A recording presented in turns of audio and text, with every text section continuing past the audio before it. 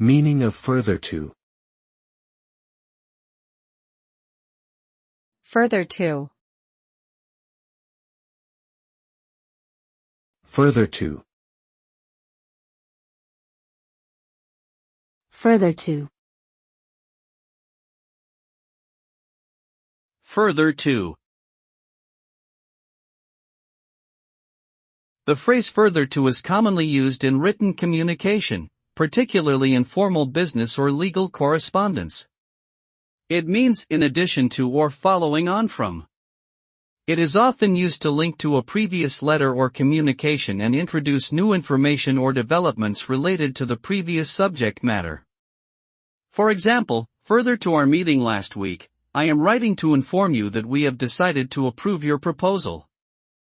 In this case, the phrase further to is used to indicate that the writer is providing additional information related to a previous meeting.